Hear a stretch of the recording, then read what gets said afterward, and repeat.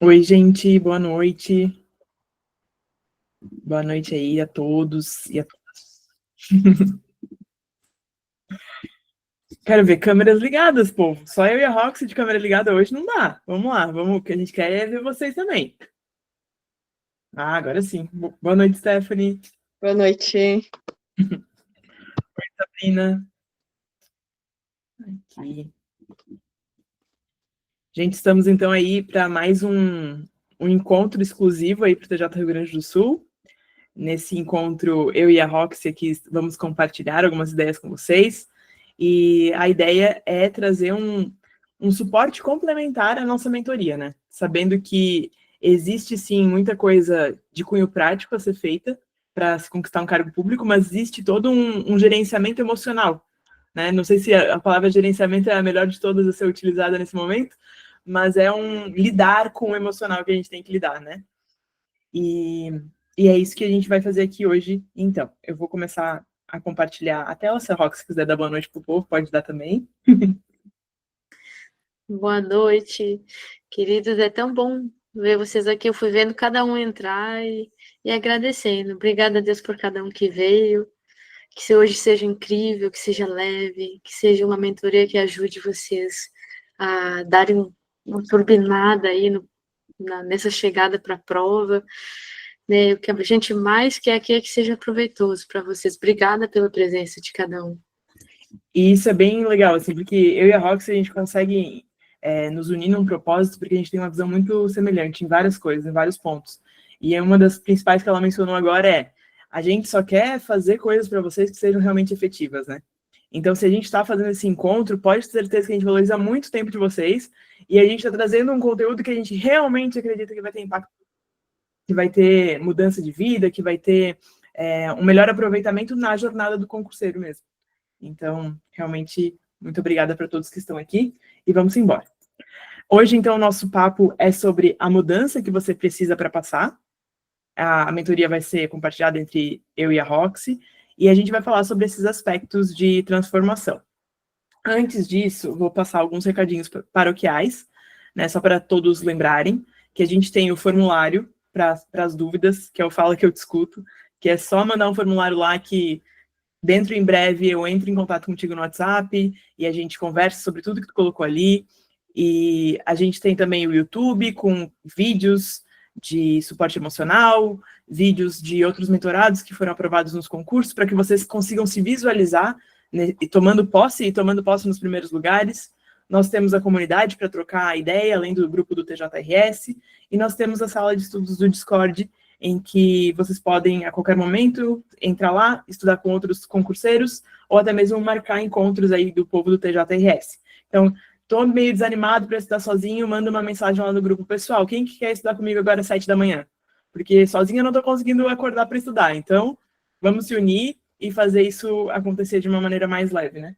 De maneira que facilite a vida de todos, porque graças a Deus, quem entra em mentoria comigo e fica, que é o caso de vocês, eu já sei que se identifica com a ideia de que a gente não compete uns com os outros.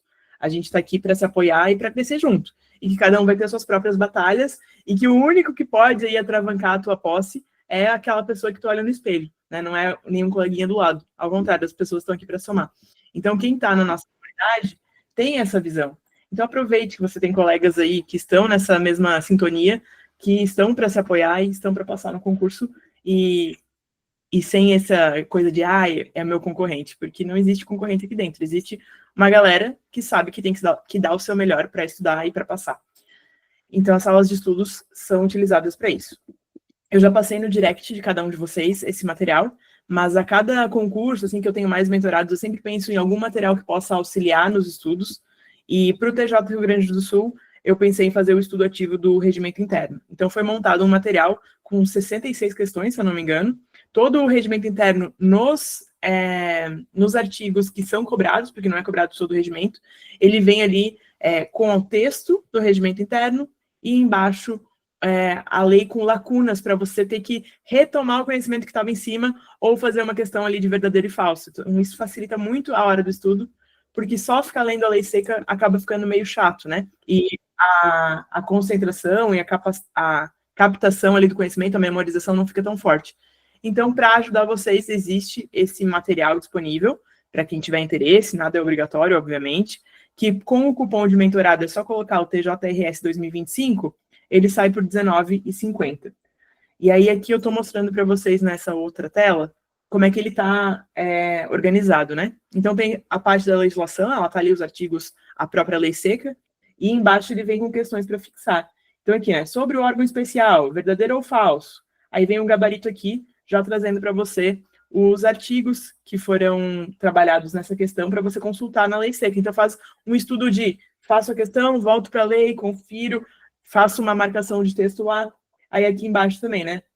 Com lacunas para a gente acertar, e embaixo das questões também com o gabarito falando qual que é a resposta correta. Então, isso aqui tudo pensado para vocês. Quem quiser adquirir, só entra aqui no QR Code ou lá no site, e na hora de fazer a compra, aplicar o cupom TJRS 2025, tá? Aqui ele está maior. Então, esse cupom aqui é o que faz vocês terem 50% de desconto e ficar um material por menos de R$20. Um material de 70 e poucas páginas, 66 questões, para que esse estudo seja mais efetivo. Bom, agora, né, por fim, para falar sobre as nossas questões, os nossos avisos paroquiais, quero dizer para vocês que a gente tem plantões todas as semanas, né? Então, às vezes tu estás aí sofrendo, precisa de um ajuste, não sabe se está com a meta correta, se está fazendo a meta da maneira certa, se o estudo teórico da disciplina tal deveria estar ativo, ou se você deveria estar fazendo só exercícios naquela disciplina, porque a gente tem pouco tempo. Enfim, a gente tem plantões todas as semanas, normalmente na segunda, mas como tinha essa reunião hoje, nosso plantão ficou para amanhã. Então, amanhã, às 20 horas, a gente tem 1 hora de plantão. Lembrando aqui vocês para entrarem, né? Eu mandei o link do plantão na sexta-feira no nosso grupo principal, mas eu mando também hoje, depois novamente, avisando que amanhã, às 20 horas, a gente tem esse plantão, que é esse momento para vocês tirarem dúvidas e a gente fazer os ajustes nas metas em si, né? Tudo que você quiser ajustar de meta, de revisão, de estudo por exercício, tirar dúvida de como eu faço isso, como é que eu faço aquilo, você tanto pode fazer pelo plantão, que tem toda semana, ou pelo formulário que eu falo que eu discuto. Para a gente começar a trazer essa questão das mudanças que vão ocorrer na nossa jornada e até essa prova e até a tua posse, na verdade, eu quero abrir dizendo que não tem como você sair do outro lado igual. Durante os seus estudos, durante essa jornada, você vai se transformar na concursada, mesmo na concursada e no concursado, né? Acabo falando muito no feminino, porque a maioria são mulheres, mas os concursados também estão bem-vindos aqui. Então, não tem como tu sair do lado dessa preparação sendo a mesma pessoa que tu entrou. Quando você se torna concursada e concursado durante o caminho, só que a posse ainda não chegou. Mas você não vai ser a pessoa concurseira que entrou na trajetória. Durante esse caminho, você vai se tornar mais diligente, você vai se tornar mais resiliente, você vai se tornar mais comprometido, você vai se tornar mais disciplinado, você vai parar de dar atenção para as desculpas que te enganam todos os dias, dizendo que tu não podes, que tu és fraco, que tu és vítima, como a gente vai ver aqui para frente também. Então, a posse, ela vai chegar no dia que tu assina lá o termo de posse, beleza. Mas para você chegar lá, você já se tornou concursado e concursada nesse caminho. Ainda sem o cargo.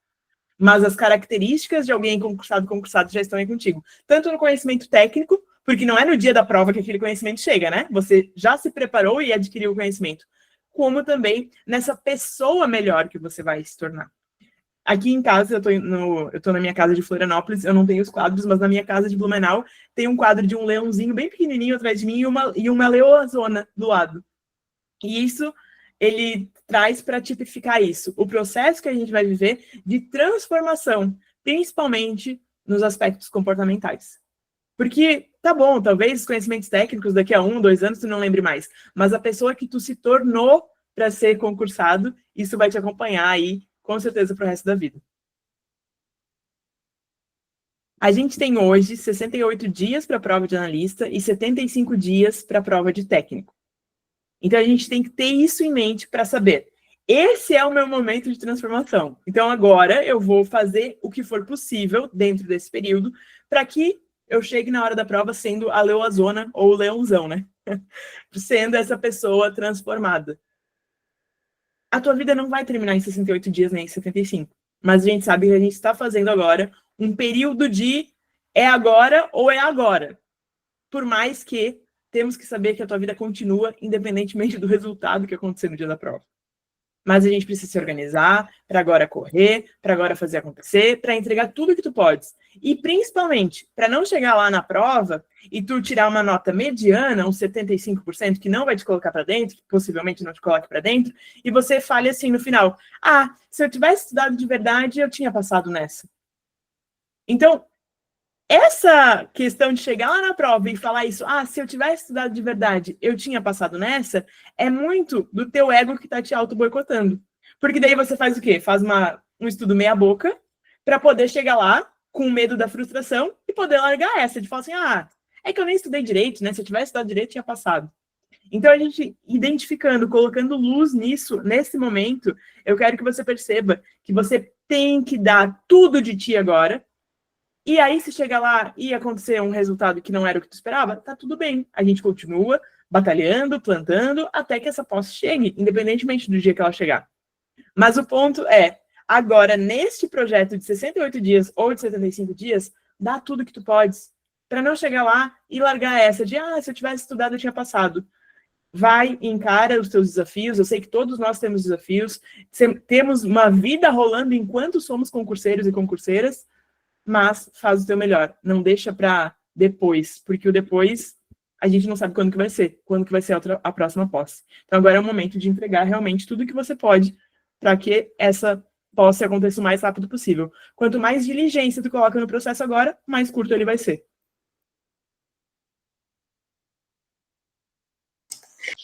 Essa frase aí, insanidade é fazer a mesma coisa repetidamente e esperar resultados diferentes. Alguns atribuem a Einstein, só que eu estava pesquisando, não tem comprovação de que foi ele que falou, mais certa que foi essa mulher, Rita Mae Brown. E é interessante como na vida da gente, a gente repete muitos ciclos. Né? Não sei se vocês conseguem, assim, numa reflexão rápida, olhar para trás e pensar, cara, tudo que eu já repeti, que eu vivi em algum momento e não foi legal, e depois, talvez com outras pessoas, em outros contextos, eu vivi a mesma situação e eu sigo repetindo. A nossa vida, ela é muito cíclica, né? Porque a gente entra num lugar de comportamentos automáticos, de pensamentos automáticos, de hábitos que a gente tem todos os dias, e aí a gente vai repetindo as histórias. E para sair do ciclo de repetição, precisa haver uma intenção, precisa haver um projeto, assim, uma mudança que seja intencional, né? As coisas não mudam, do dia para o outro mudou. Não, eu quis mudar, eu fui lá e fiz a mudança acontecer. Então, de repente, vocês já passaram por outras provas, por outros concursos, né? E eu queria trazer muita reflexão nesse sentido hoje, de olhar para aquilo que já aconteceu nas outras provas, que foi padrão na forma de vocês de estudar, e que, por algum motivo, vocês continuam repetindo, talvez, algumas coisas que não deram tão certo. E a ideia da aula de hoje é trazer insights para que vocês consigam mudar alguma coisa. Então, assim, eu queria que todos tivessem algum papelzinho, alguma forma de anotar, e cada insight que você tiver, pense assim, o que eu posso trazer de mudança? Nem que seja só por uma semana ou por duas, só como um alto desafio para eu fazer alguma coisa diferente e começar a me testar. E aí podem anotar, assim, todas as mudanças que vocês acham válidas fazer, seja nos estudos, né, na prática do dia a dia, ali sentou a bunda na cadeira e está estudando, ou seja na vida como um todo. Todos os insights que vocês tiverem de possíveis mudanças, mesmo que não sejam permanentes, mas anotem, para depois, aos poucos, vocês se programarem de como ir implementando, tá? Então, a primeira parte aqui, eu vou falar sobre grandes mudanças, que às vezes a gente precisa fazer também, né? O que é pivotagem? Uma mudança estratégica que ela é significativa, né, na direção de um projeto, ajustando o rumo após perceber que a estratégia atual não está funcionando. Então, às vezes a gente está fazendo alguma coisa, né, é um projeto que a gente tem, é algo que a gente quer, mas aquela estratégia não está dando muito certo. E uma pivotagem é quando eu resolvo fazer uma grande mudança. Isso aconteceu comigo, né, os primeiros concursos que eu fiz aí, o primeiro que eu passei foi como carteira nos Correios, E eu estava trabalhando o dia todo, levando aquela sacola de carta pesada, morro acima, subindo escada, era bem cansativo fisicamente. E à noite eu tinha faculdade de administração na PUC, e eu queria passar no concurso. E eu já estava reprovando em vários. Reprovei na Petrobras, não consegui entrar, fiz Ministério Público da União, não deu certo. E aí, além disso, no fim de semana eu ia visitar minha família no interior. E em determinado momento eu me dei conta que daquela forma eu não ia conseguir passar no concurso. Porque eu não tinha tempo para estudar. E o tempo que eu consegui eu estava muito cansada. Então eu tive que fazer um recálculo de rota naquele momento e eu disse, cara, se eu for tentar sair do Correio para passar num concurso que é disputado, eu acho que eu não vou conseguir tão cedo, ainda tinha alguns anos de faculdade pela frente. E aí eu fiz o seguinte, eu resolvi apostar num concurso que me pagaria menos, com o único objetivo de eu conseguir sair daquele trabalho que me cansava, que deixava o meu corpo exausto. E aí eu pensei, bom, se eu conseguir ficar num trabalho mais light, talvez eu consiga ter uma cabeça mais pronta para estudar na hora que eu me sentar, e aí eu vou conseguir eventualmente passar num concurso que eu ganhe mais. E foi exatamente o que eu fiz. Eu resolvi estudar para fiscal sanitária na prefeitura de São Leopoldo, fiquei pertinho de Porto Alegre, e na época eu ia ganhar R$ 300 a menos do que no Correio. E eu tinha tudo calculado, assim, eu vim, tipo, quando eu disse, vó, eu vou estudar em Porto Alegre, a minha avó disse, olha, vai, mas a avó não tem como te ajudar, tu vai ter que se virar sozinha. E eu vim com uma mochila nas costas, sem ter onde morar, e vim fazer minha vida sozinha. E aí eu pensei, cara, com R$ 300 a menos, eu consigo aguentar por um ano. Se em um ano eu não passar em outro concurso, o que vai acontecer? Eu vou ter que desistir da faculdade, voltar para o interior. Mas eu tive que arriscar. Porque ali naquele momento eu não tinha muito o que fazer. Aí eu resolvi tomar posse, fui para a prefeitura de São Leopoldo e, graças a Deus, eu dei muita sorte. Um concurso que era para ser de 40 horas semanais, eles só me cobravam que eu trabalhasse pela manhã. Porque eles não, o político lá não tinha muito interesse que o fiscal fosse incomodar os lojistas, que depois eles iam perder a eleição. E eu queria sair fechando ótica, fazendo um monte de coisa, nos mercadinhos de bairro. Eles deram um para de quieto, não, para quieto, não precisa, fica lá só fazendo alvarazinho de manhã. Eu, beleza, aí eu liberei à tarde, então eu ia trabalhar de manhã, pegava trem, trabalhava, voltava, tinha a tarde inteira livre, daí eu pude me inscrever e fazer um cursinho, naquela época telepresencial, tu ia até o lugar assistir a aula, né? E à noite eu ia para a faculdade. E deu muito certo, dentro de um ano eu estava aprovada no Ministério do Desenvolvimento Agrário, tinha passado em segunda colocada e assim, fechou bem certinho. Um ano depois, eu estava tomando posse no MDA e ganhando o dobro do que eu ganhava nos Correios. Então, isso é o que eu chamo de uma pivotagem. Quando a gente tem uma tática, pô, eu quero passar e ganhar mais, mas daqui a pouco, aquele projeto ali, por algum motivo, não deu muito certo, eu tenho que repensar a minha estratégia. E às vezes me arriscar, né? Mas fica claro, cada um sabe da sua vida, dos seus riscos, né, daquilo que pode ou não pode fazer, vocês têm que pensar muito bem no que vocês escolhem fazer a partir do que vocês estão dispostos a viver ou não dispostos, né, mas para mim, naquele momento, fez muito sentido isso. Eu tive o caso da Manu também, que foi uma concurseira, hoje concursada, que eu acompanhei por algum tempo, né, a Manu chegou para mim trabalhando como cargo em comissão, né, de promotor de justiça. E assim, cargo em comissão trabalha, às vezes, muito, né? Não tem uma hora que terminou o expediente. E nesse ritmo de, nossa, ficar muito tempo ali fazendo petições e tudo mais, ela não estava conseguindo ter bons estudos. Mas ela tinha um noivo que tinha a possibilidade de ele manter as coisas, tinha os pais por perto, tinha guardado um dinheiro, e ela veio, Roxy, eu não sei o que fazer. Né, eu acho que eu não vou conseguir passar, o concurso tá para sair, ela queria muito oficial de justiça, e eu estou pensando em sair do meu cargo em comissão e me dedicar só aos estudos. Tu acha que eu faço ou não faço? Aí a gente conversou ali, ajustou e disse, ó, e se não der certo?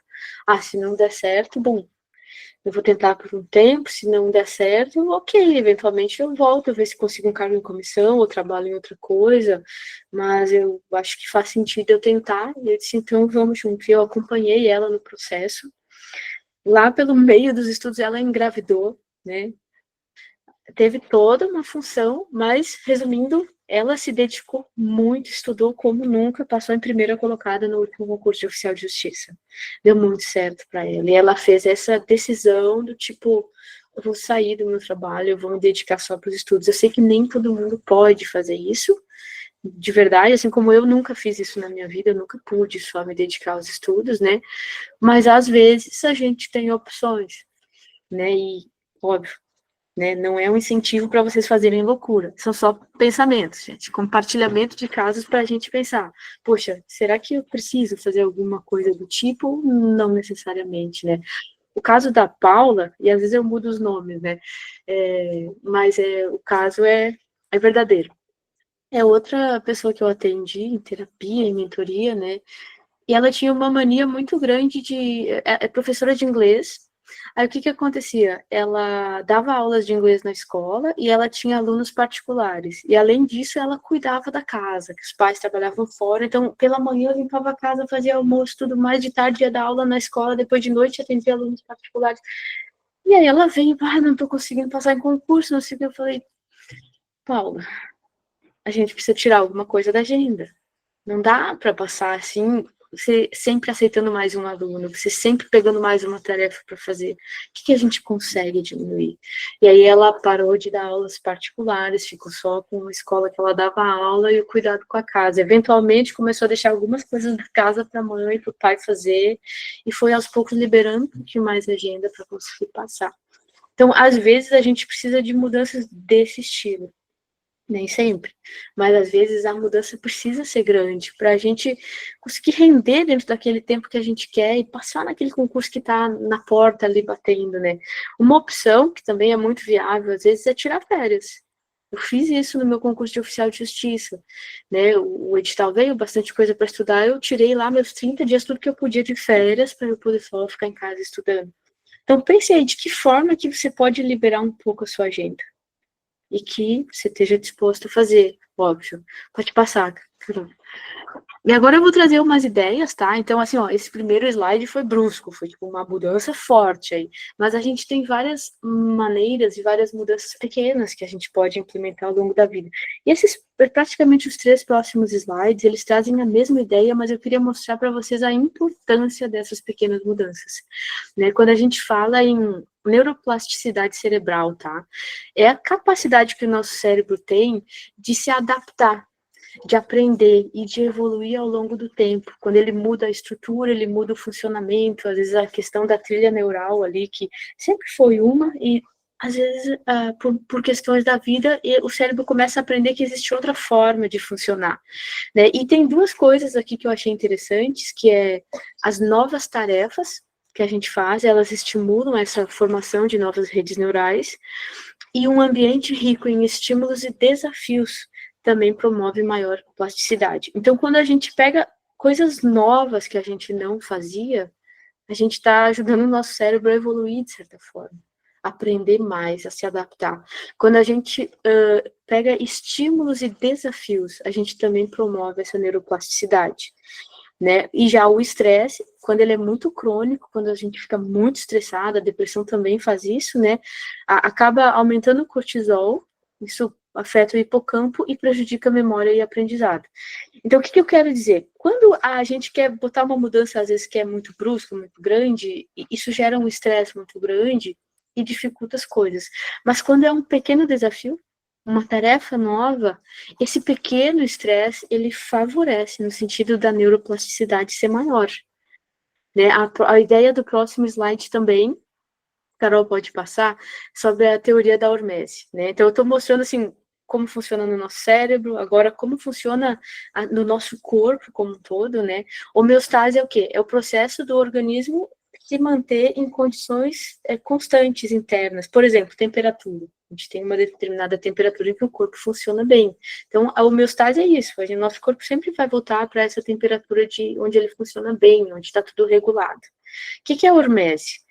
É um fenômeno biológico no qual a gente se expõe a baixas doses de um estressor, causa uma resposta adaptativa benéfica, em contraste com os efeitos negativos das doses mais altas do mesmo estressor. Então, assim, isso o pessoal usa muito nos esportes, por exemplo, tomar um banho gelado no final, sabe? Quando a pessoa se expõe a um estressor ali que mexe com o organismo dela, o corpo vai ter que lutar ali para se regular de novo. E aquele pequeno estresse que é gerado, ele torna o nosso corpo mais adaptativo. É como se depois a pessoa aguenta mais o frio, ela pode se expor a um frio sem sentir tanto frio, porque o corpo já está acostumado com essas jogadas. Então, aquilo que é prejudicial em uma grande quantidade pode ser benéfico em pequenas quantidades, promovendo saúde e resiliência. Isso acontece também com o álcool, por exemplo. Quando a pessoa toma muito álcool, isso faz muito mal para o corpo, mas quando tem vários estudos de pessoas longevas, com 100 anos de idade, que a pessoa tem o costume de tomar meia tacinha de vinho todos os dias. Mas o álcool não é um estressor, não faz mal para o corpo, não é tóxico? É, mas em pequena quantidade ele promove longevidade, ele aumenta a saúde. E agora, olha só, essa mesma visão, no próximo slide, Carol, a mesma visão quando a gente olha para o mundo como um todo, né? Essa questão, ó, o efeito borboleta. Tem esse cara, o Edward Lorenz, que fala sobre a teoria do caos. Ele explicou que uma pequena ação, como um bater de asas de uma borboleta, ele pode causar, através de um efeito cascata, dentro de um sistema complexo, como é a atmosfera da Terra, ele leva a resultados desproporcionais e imprevisíveis em outro lugar do mundo, como, por exemplo, um furacão. Mas como é que pode o bater de asa de uma borboleta lá no Japão causar um efeito cascata tão grande que daqui a pouco dá um furacão em outro lugar do mundo? Né? Parece um pouco absurdo, mas é uma teoria que existe. O que quer dizer isso? Que em sistemas caóticos, pequenas mudanças nas condições iniciais podem alterar drasticamente o resultado final. Então, esses 3 slides é só para trazer essa ideia, assim, de que pequenas mudanças podem mudar a atmosfera terrestre, pequenas mudanças podem mudar o funcionamento e regulação do nosso corpo, pequenas mudanças podem mudar até o nosso cérebro, como ele funciona, como ele aprende, como ele evolui. E a partir disso, né, eu queria trazer para vocês essa ideia dos autodesafios. É um método que eu já uso na minha vida para a minha própria evolução espiritual, por exemplo. Né, e evolução física, de maior vitalidade, e ela serve para várias áreas da vida, para ter a questão psicológica, de regulação emocional. Quando a gente se desafia em pequenos graus a fazer coisas diferentes, a gente está trabalhando em várias áreas para melhorar quem a gente é. Então, assim, a pergunta é, no que você pode se desafiar a mudar hoje? Tá? Então, assim, a gente tem comportamentos automáticos. Por exemplo, tá? Vocês podem pensar aí, quando vocês vão tomar banho, qual é a primeira coisa que vocês vão lavar? Eu, por exemplo, tenho a mania de sempre começar pelo braço esquerdo. Eu pego o sabonete e braço esquerdo, né? Aí vai, lavo o corpo, por último vou lavar o meu cabelo. Cada um tem o seu ritual, a sua forma, e a gente meio que entra em comportamentos automáticos. Então, uma ideia muito simples. Cara, na hora de tomar banho, eu vou ir um pouquinho mais consciente hoje, e eu vou começar lavando o meu pé. É uma coisa assim, mas por que isso vai me ajudar? Vai por mim, vai te ajudar. Vai trazer mais consciência, vai ajudar na neuroplasticidade, vai ter um monte de benefícios. Você vai se tornando mais consciente nesses pequenos movimentos de sair do automático. E às vezes, por fazer esse pequeno movimento lá de, sei lá, eu vou escovar os dentes sempre com a mão direita, hoje eu vou escovar com a mão esquerda. São coisinhas assim que a gente vai mudando na nossa rotina, adaptando e vão nos ajudando a evoluir. Mas muito mais quando a gente aplicar isso aos estudos em si, né? Então, pensa assim, ó, o que é um comportamento automático? Quando às vezes você tem um momento ali de, sei lá, de tédio, que não tem nada muito programado para fazer, o que é o teu automático? O que tu faz automaticamente? Talvez muita gente pegue o celular e vá para as redes sociais, ou vai assistir uma aula, ou enfim, alguma coisa, às vezes a gente tem uma coisa que, quando eu não tenho muito o que fazer, eu passo. É isso que eu faço. Sento na frente da TV e ligo. Então, pense qual que é o teu comportamento automático. O que você normalmente faz quando não sabe bem o que fazer? E talvez você possa aí começar a se dar conta de que, cara, eu vou escolher fazer outras coisas agora. Quando eu me der conta que eu tô assim, sem saber o que fazer, vou escolher ser diferente, fazer algo diferente. E uma ideia muito interessante também é olhar aquilo que a gente está em excesso. O que eu estou, assim, exagerado, que eu estou fazendo muito e que eu preciso diminuir. E a outra é o que eu estou ausente que eu preciso aumentar. Daí eu dei um exemplo aqui, né? Por exemplo, se eu só vejo aula e eu nunca anoto nada, eu posso começar a anotar mais, para eu sair do meu padrão automático. E se eu costumo anotar tudo, eu fico vendo aula e eu anoto. Então começa a limitar as tuas anotações. Eu só vou escrever meia folha e deu dessa aula inteira. Eu vou ter que me obrigar a resumir, eu vou ter que obrigar a elaborar esse conteúdo de uma forma diferente. Tá? Uma outra coisa que é interessante também é, por exemplo, assim, tiques que a gente tem. Sabe quando a gente fica se cutucando, sempre coçando a cabeça no mesmo lugar? Ou sempre, eu tenho uma mania de pegar a aliança e ficar virando ela e fazer isso. Às vezes a gente tem umas coisas assim automáticas, roer unha, né? E a gente se dando conta, cara, o que que eu faço essas coisas assim que é automático, que é natural? Eu vou trazer mais consciência e vou começar a mudar esses comportamentos. Tá? Agora, Carol. Trazendo mais consciência aí e observando esses comportamentos, eu acho que faz sentido a gente lembrar sobre o método de anotação. Essa semana eu até analisei as anotações de uma aluna, quero que vocês saibam que vocês podem me mandar as fotos das anotações de vocês, que eu analiso e vejo, olha, eu iria para outro lado, eu iria para cá, eu iria para lá, para ver o que estava acontecendo, né? E a gente tem que se atentar para não cair nesse erro aqui, porque de modo automático, normalmente é o que acontece, em que as nossas anotações, elas viram a transcrição da aula, por exemplo, ou elas viram uma tentativa totalmente frustrada de tentar resumir um PDF de 200 páginas. E você vai lá nas suas anotações e você quer passar tudo, tudo me parece muito importante, porque essa é a frase, né? A gente está estudando, tudo é novidade, tudo me parece importante e tudo isso eu vou anotar. Então, eu quero só lembrar para a gente, na hora de estar no estudo, se atentar a anotar menos durante o estudo teórico e muito mais na hora das questões. Quando a gente está estudando por questões, numa sessão de questões, ali sim está o ouro do teu aprendizado. Por quê? Primeiro, para eu estudar um assunto que eu vou levar, sei lá, eu poderia levar ali 2 semanas estudando aquele assunto, que o assunto não ia se esgotar. Agora, se eu vou para as questões, boto um filtro de questões, em 2 horas eu tenho uma noção muito boa do como é cobrado aquele assunto. Então, a teoria é como se na Bíblia até tem um versículo que acho que fala assim, não há livros que se limitem, sei lá, não sei, agora eu me esqueci o versículo, mas fala assim, né, os livros eles podem ser escritos em grande quantidade. E é verdade, a teoria ela é muito grande, ela é vasta, mas nas questões é que a gente consegue ter um corte para tornar o nosso estudo mais efetivo. Então, eu sempre comento com vocês, usar mapas prontos, para mim, não é a melhor opção. Mas se você utiliza mapas prontos, então que pelo menos você complemente aquilo focado com os seus erros. Porque quem formou um mapa mental, colocou naquele mapa mental o básico. Aquele básico para você fazer questões e, eu tenho uma noção básica, eu li o mapa mental.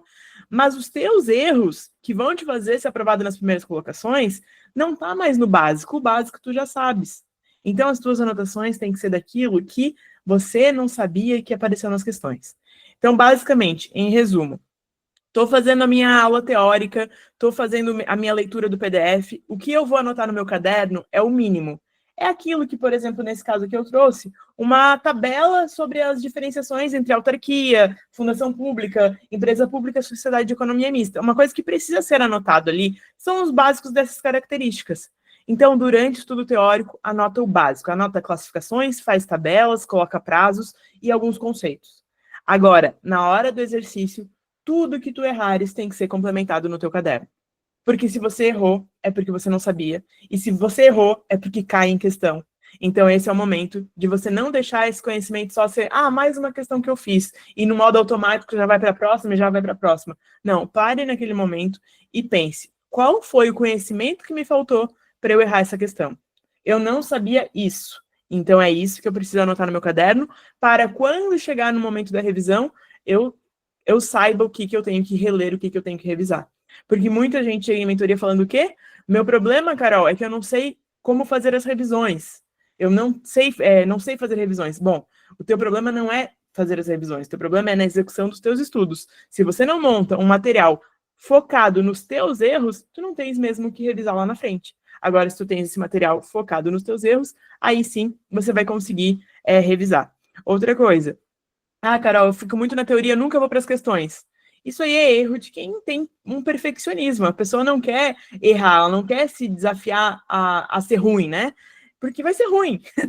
Inevitavelmente, quando a gente vai para as questões, a gente vai para a vida real. É como se fosse isso, sabe? Bom, agora você está posta à prova. E aí a gente fica com esse medo de ir e fica tentando aumentar o nosso arcabouço teórico para não ter esse choque na hora das questões. Mas a gente está em pós-edital, 68 dias, 75 dias para uma prova. Não tem como tu ficar no arcabouço teórico. Vamos lá, vamos de cara, vamos para as questões e anotar aquilo que você não sabia para fazer uma questão, vai te ajudar nas últimas semanas da prova, onde você precisa fazer uma revisão geral. E aí eu vou te pedir, Betina, olha o teu caderno de direito penal, vê o que está escrito lá no direito penal. Aí tu vai ver, os meus erros, esse aqui foi os meus maiores desafios. Então eu já sei exatamente o que eu vou revisar nessas últimas semanas. Então, não caia no erro das anotações. Não se desconecte das questões em prol das teorias. Nós precisamos, sim, dar esse viés de questões para que essas anotações estejam cada vez mais assertivas. Tem um conceito que o conhecimento ele só vira sabedoria quando vem para a experiência. Né? De certa forma, isso se aplica também ali, que às vezes a gente estuda, né, a teoria, mas para te absorver de verdade, levar para a prova, tem que fazer teste, tem que fazer questão. Isso é muito importante. Olha só, observe na vida de vocês se não é uma verdade. A gente evita aquilo que a gente acha difícil. A gente procrastina. Sabe quando às vezes eu boto na minha agenda aqui alguma tarefa que eu tenho uma certa resistência a fazer, e o dia começa, eu olho ali, tal tarefa tá agendada para 10 da manhã, por exemplo.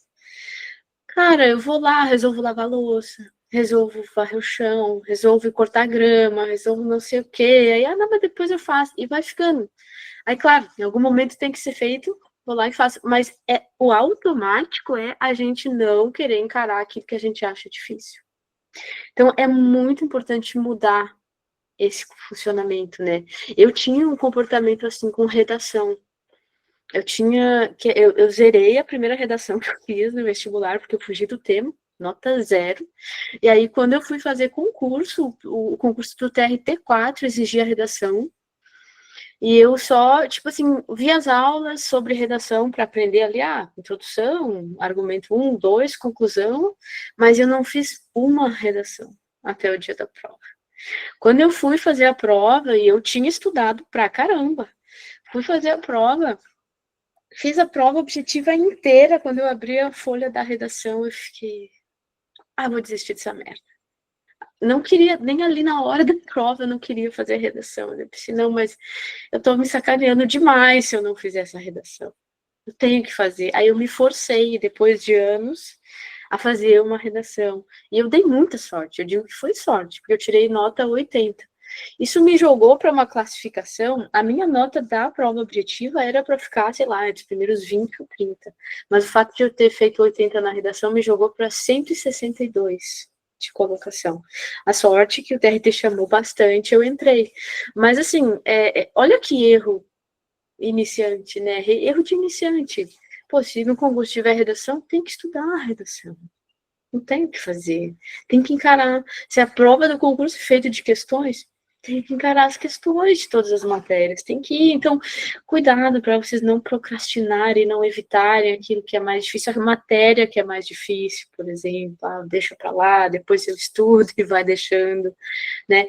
E eu sempre trago essa filosofia aqui nos meus atendimentos, sobre diminuir saques e aumentar depósitos, tá? O foco das pequenas vitórias aqui. Então, o que é um depósito que eu tenho que aumentar? Tudo aquilo que te traz mais vida, que te leva para perto dos teus objetivos, tudo aquilo que te faz bem, é um depósito. Aumente os seus depósitos, né? E o que é um saque? Tudo aquilo que tira a tua vida, tudo aquilo que te afasta da concretização dos teus sonhos. Então, por exemplo, se eu tenho o vício de beber, é um saque. Diminui esse saque, diminui até esgotar, né? E começa a fazer aquilo que te faz bem. Então, outra ideia, é passar a dificultar o que é prejudicial. Então, tipo, se eu tenho mania, sei lá, de comer chocolate, comer um monte, eu tô engordando e fico me sentindo culpada, me sinto mal, não compra chocolate e não traz para casa. Ou se você precisa, quer muito, tem casa, bota num lugar bem alto lá, que você tem que fazer um esforço para chegar lá para pegar. Dificulta aquilo que é algo que você quer diminuir.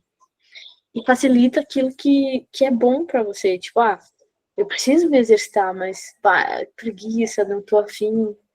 Facilita, quando você for dormir, já deixa separada ali a roupa que você vai se exercitar para não ter dúvida de manhã, quando acordar, botar aquela roupa e já fazer algum exercício, alguma coisa. Então, né, eu trouxe aqui, se come demais enquanto estuda, não leva comida para o ambiente de estudo. Se não costuma tomar água, a gente sabe o quanto é importante tomar água. Deixa sempre uma garrafinha do lado. No copo aqui. É muito importante a gente facilitar aquilo que a gente quer fazer e dificultar aquilo que a gente não quer fazer. Então, se o celular me atrapalha muito durante os estudos, desliga, bota no silencioso, deixa lá no outro cômodo, dentro da gaveta, faz alguma coisa para te ajudar a dificultar aquele acesso, né? E eu gosto muito de usar âncoras para lembrar, até vou mostrar para vocês, tem um aplicativo chamado Hábitos, que é um aplicativo que a gente, não sei se dá para ver, mas a gente escreve ali e depois vai ticando, feito, feito, feito, né? Então, eu gosto de botar aqui e de uma vez por dia eu abrir esse aplicativo e olhar hábitos. Será que eu estou conseguindo ou não estou conseguindo? E me lembrar daquilo que eu me propus a fazer. Então, isso é uma coisa boa. Botar na agenda ou botar aqui num aplicativo onde você vai todos os dias e clica ali. Eu fiz isso, eu observei isso. E aí, a cada 15 dias, eu venho e olho de novo para os meus hábitos e digo, olha, esse aqui já consegui fazer bem, acho que já foi legal, agora tem outro que faz mais sentido, eu vou substituindo. Por exemplo, um que está aqui, decidir por disciplina, paciência e amor. Então, às vezes eu fico assim, não quero me exercitar hoje, mas eu botei aqui que eu preciso decidir por disciplina. Então, eu vou, mesmo que eu não tô afim, eu vou fazer, sabe? Eu coloco ali, eu tô vendo, todo dia eu abro isso aqui, eu preciso prestar atenção se eu tô fazendo ou não. Então, é bem interessante, ou botar na agenda, ou ter esse app aí para conseguir acompanhar os hábitos. Quando eu tô nas metas diárias de vocês, eu quero que vocês tenham esse olhar atento também, né? Ali, como a Rox começou a falar, é normal a gente querer evitar o que a gente não gosta e procrastinar muito, né? Essas situações mais difíceis, inclusive como a questão ali da redação, da discursiva. Quando a gente coloca isso dentro do nosso aplicativo, nosso site de metas, as coisas ficam mais tranquilas para serem feitas. Mas eu sei de muitos mentorados que se enrolam dentro do dia, porque na hora das metas diárias, ou faz na própria ordem que aparece ali, ou começa pelas melhores metas. Então, o que acontece? Que eu quero que vocês tenham atenção. Se eu começo meu dia matando aquela porcaria daquela meta de informática que eu odeio, bom, tudo bem, eu sei que o sentimento não é dos melhores do mundo, mas aquela meta é a mais difícil. E aí, cara, a primeira meta do dia tu vai fazer. Porque tudo bem, a terceira, a quarta, a quinta acabar não saindo, acontece. Mas a primeira tu vai fazer, porque tu vai fazer pelo menos um pouquinho de estudo todo dia. Então começa pela mais difícil, porque quando chegar em 8 horas da noite, 9 horas da noite, se tiver essa meta, tu não vai fazer. Então começa matando o teu maior leão, e aí à noite deixou ali, gostosinho, 30 minutos para fazer questões de direito administrativo, uma matéria que eu adoro. Então tá bom, a coisa vai fluir mais rápido. Então, só trazendo este conceito para as nossas metas diárias. Abre a tua plataforma, abre as tuas metas diárias e começa pela pior e depois vai melhorando ao longo do dia. Além disso tudo, não é só porque, pelo gosto pessoal. Se eu estou entrando em contato com a minha pior meta no meu melhor momento, é porque ali no momento inicial do teu dia, tu tens mais concentração para encarar aquela meta também. É uma matéria que tu já tem... Se tu não gosta, eu tenho uma premissa, né? Quando vocês entram em mentoria, vocês colocam lá na agenda para mim as disciplinas que vocês têm dificuldade e as disciplinas que vocês têm preferências. E é batata, gente. A gente tem mais dificuldade nas disciplinas que a gente mais odeia. Agora, o que vem primeiro? Normalmente, por causa da dificuldade, aí sim, a gente odeia aquela disciplina. A disciplina que tu vai bem é a disciplina que tu também bota como preferência que tu gostas mais. Então, significa o quê? Encara no teu melhor momento, que é o momento inicial do teu dia, as disciplinas piores, você vai tá com a mente mais descansada para fazer elas, você não vai procrastinar, porque não vai ser tua última meta, que tu já tá cansada lá no final do dia, e ainda você vai ter o benefício de, por estar com a mente mais descansada, ganhar um desempenho maior aquilo ali, e daqui a pouco tu nem vai detestar ela. Tu vai acabar gostando de fazer aquilo ali, porque o teu desempenho vai melhorar porque você deu mais atenção. Então, na ordem das disciplinas diárias, eu também quero que vocês verifiquem isso, para parar de procrastinar as piores. Já encara de uma vez, vai de peito aberto, se desafia, coloca aí o teu desafio diário de começar com a disciplina que tu mais não gosta, digamos assim. Perfeito. Então, ó, uma observação assim, ó, olha o que mais está te incomodando atualmente. Pensa em tudo, né? Na tua dinâmica do dia a dia, o dia começou, eu levantei, o que te tira do sério, o que tá te incomodando?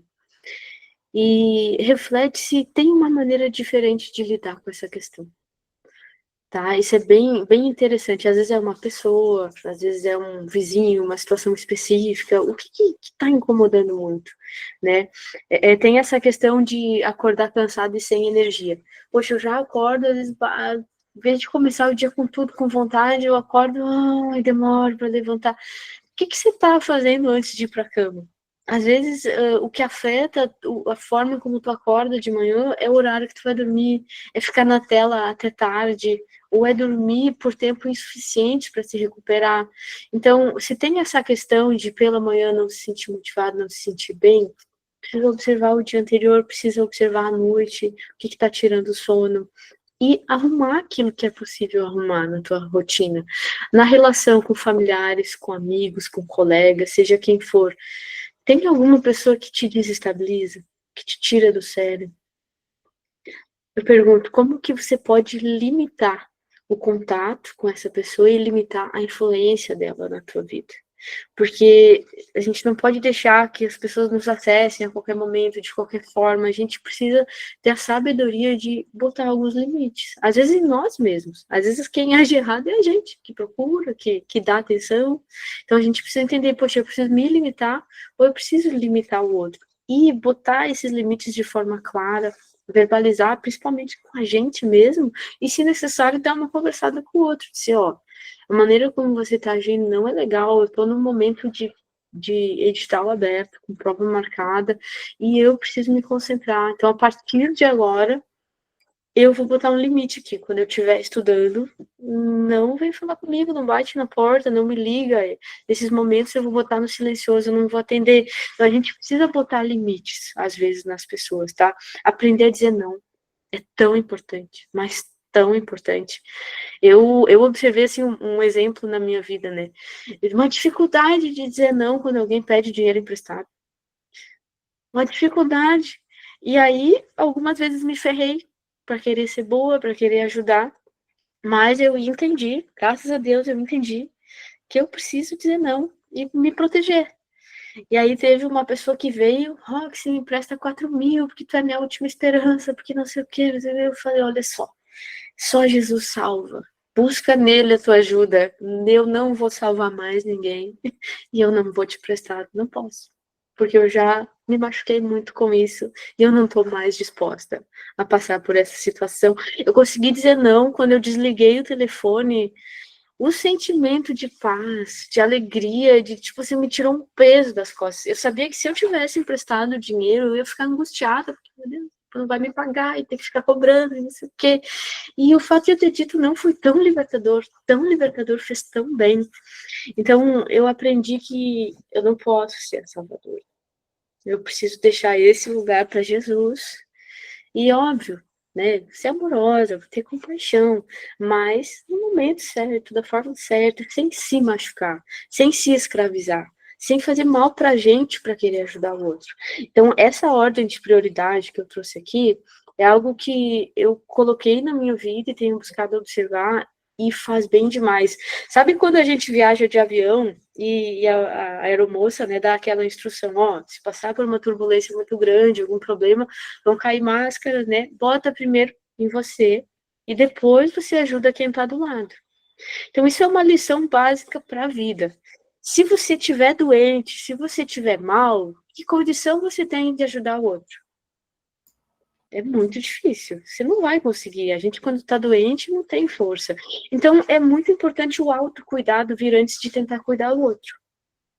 Tá? Porque aí, se eu observo que primeiro vem Deus, primeiro vem o que é sagrado, divino, depois o meu próprio autocuidado para eu ficar bem, e depois sim, eu estando bem, eu consigo ajudar e cuidar do outro, isso faz muito bem pra gente, não é egoísmo, é uma necessidade humana se cuidar. E nesse autocuidado, às vezes a gente se perde no sentido de, cara, eu tô aqui na minha ansiedade, eu acho que tudo me falta, e aí agora o que que eu faço? E eu tô nervosa, porque infelizmente a ansiedade ela acompanha o concurseiro, né? Muitas vezes. A gente tá vivendo no futuro. E eu já compartilho abertamente com todos vocês, né? Já tive caso duro de ansiedade na minha vida, e inclusive que me levou a uma depressão mais severa, por não tratar essa ansiedade. Então, uma das formas que eu vejo que me ajuda a parar um pouco esses pensamentos excessivos, esses pensamentos ruminantes, esses pensamentos que a gente fica ali retroagindo, é parar e entender, cara, eu tô com um problemão aqui, né, na minha cabeça, né? Se hoje, se o hoje fosse tudo o que de pior acontecesse na minha vida, peraí, calma. Se hoje fosse tudo, eu quero dizer assim, ó, se nada mais acontecesse no futuro, se hoje é essa a tua vida e é isso, que é o que a gente tem de certeza, o que de pior poderia acontecer? Ali ficou errado o meu slide, depois eu arrumo isso. Mas se no hoje, essa é a minha realidade e nada vai mudar. Tu vai morrer de fome, tu vai não ter onde morar. O que vai acontecer se a tua vida for o que ela é hoje? Então, quando eu penso nisso, eu começo a perceber que todos os meus problemas, eles, quando eu tô na ansiedade, eles não são de verdade, eles nem existem. Teve uma época que eu falava, eu nem tinha passado por nenhuma gravidez, nem nada, e eu começava a ficar nervosa porque eu pensava, como é que eu vou fazer para levar meus filhos na escola e buscar eles com o horário de trabalho que eu tenho? Mas eu nem grávida estava, nem nada. E eu já estava pensando, eu pensei, cara, quando este problema acontecer, aí eu penso sobre isso. E o mais engraçado é que foi assim, ó, agora que eu me lembrei para falar para vocês, né? Eu passei por uma situação de gravidez alguns meses atrás, alguns de vocês sabem, acabei tendo a perda, mas eu tava falando com uma amiga minha e eu falei assim, olha, amiga, eu queria fazer uma coisa muito doida. Eu queria já visitar as creches que tem perto da minha casa para eu saber, né, onde que essa criança vai estudar, como é que vai ser, para eu poder escolher e tudo mais. E aí ela me falou uma coisa que ela não é terapeuta, não é nada, mas ela falou uma coisa muito simples que me ajudou muito. Ela falou assim, Carol, tu tens que cuidar, porque assim, ó, essa não vai ser a única creche que vai existir nessa tua maternidade. No sentido assim, eu pensando, eu vou antecipar a minha dúvida da creche para já resolver agora. Daí ela falou, daqui a pouco tu vai estar resolvendo a festa de 15 anos da criança sem ela ter feito nenhum ano. Então a gente tem que entender que o hoje é o que a gente tem de verdade, né? Então, no hoje, que eu não tenho como controlar se esse cargo vai vir, se não vai vir, se vai ser nessa prova, se vai ser na próxima, eu vou morrer se isso acontecer? Não, nada vai acontecer. Tá tudo bem. Eu vou continuar estudando. Eu vi uma frase também hoje, um pouquinho antes da mentoria, que falava assim: não existe o concurso da vida, porque a tua vida continua, mesmo se tu não passar nesse concurso. E aí a gente começa a entender, cara, é verdade isso.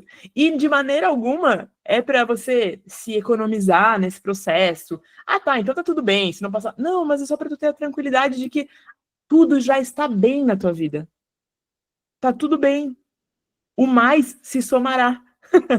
Tu vai ser mais feliz tendo um cargo, você vai ser mais realizada profissionalmente, mas hoje tá tudo bem, porque daí a gente tira essa loucura da cabeça do ansioso, que é, meu Deus, mas tá tudo errado, tá tudo ferrado. Não, não tá nada, tá tudo bem.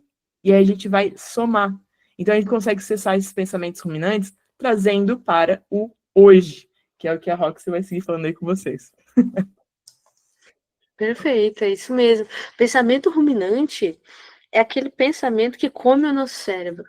Sabe quando a gente fica pensando nisso, pensando nisso, pensando nisso, e vai fazer uma coisa e volta aquele pensamento, e vai, se tenta distrair, tenta estudar, e volta aquela preocupação, e volta sempre aquilo. Então, são pensamentos normalmente negativos, tá? Repetitivos, involuntários, e ou eles se referem sobre o passado, algo que a gente não perdoou, ou não se perdoou, um erro nosso, né? Decisões que a gente não consegue tomar e fica ali na dúvida, e na dúvida, e na dúvida, e nunca se decide, ou preocupações futuras, tá? Que a gente fica ali pensando, mas não sai do lugar. Não resolve, até porque, né, é no futuro, não aconteceu ainda. E a gente está lá ruminando, ruminando, ruminando e consumindo a nossa energia que a gente podia estar usando para estudar, para fazer outras coisas. Então, é muito importante olhar para isso, tá? Se esse pensamento é relativo a algo do passado, o passado não pode ser mudado.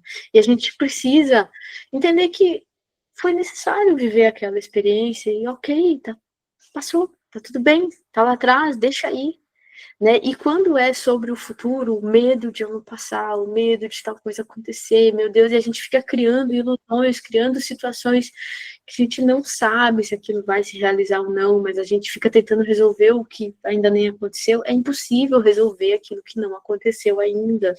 Aquele problema está na nossa imaginação, né? O Sêneca falava, a gente sofre mais pela nossa imaginação do que na realidade. Então, deixa o futuro para quando, de fato, o futuro virar hoje você resolver, porque é só no hoje que tem solução, né? Então, assim, ó, a gente pode agir no momento presente, e é muito importante, a meditação é ótima para ajudar com isso, respirar, vir para o presente, estar aqui agora, qual é o meu desafio para hoje, e concentrar nesse hoje, tá? Deixa aí o que tem que ir. Por fim, né, então, fica essa pergunta, qual é a verdade dos seus estudos? Se você olha assim, com sinceridade para o seu processo de estudos até hoje, qual é a verdade dos seus estudos? Pode dizer para você, bom, a verdade é que eu tenho feito o melhor que eu posso e eu tenho buscado me aprimorar durante esse processo. Então, a verdade dos meus estudos é que se eu não desistir, se eu continuar tomando as melhores decisões e fazendo tudo que está ao meu alcance, é uma questão de tempo para eu chegar lá.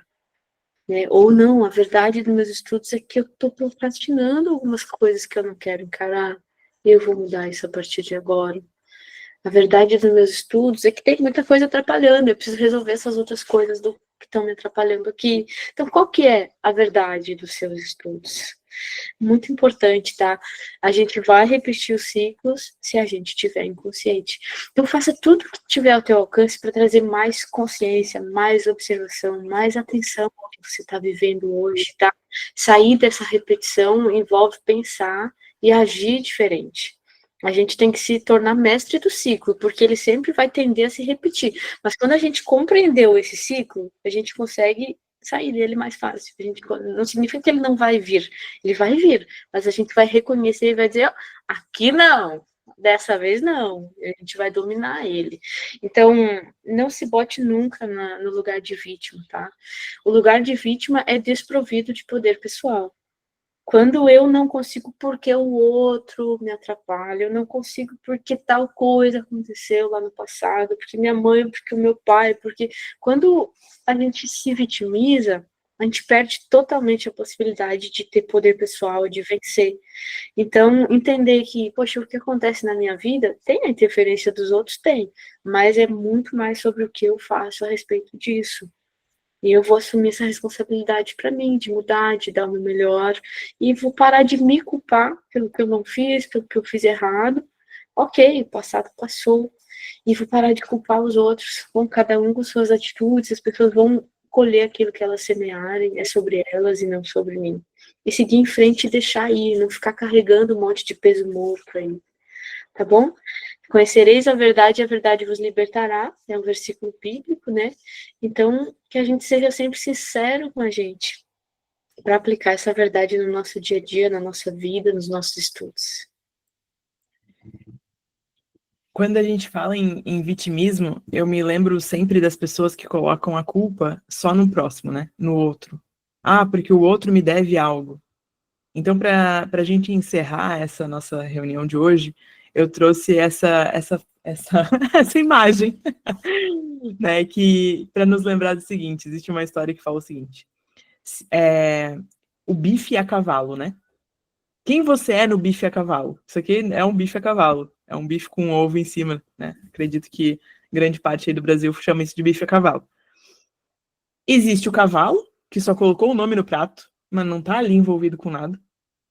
Existe a galinha, que botou o ovo.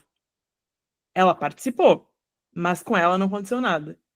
E existe o gado, que deu uma parte dele, que ele realmente colocou a carne dele para estar nesse prato. Então, às vezes, na vida, a gente está num projeto e a gente quer só colocar o nosso nome, né? Que a gente é só o cavalo. A gente entrega alguma coisa, a gente está entregando até um ovo aqui, tudo bem.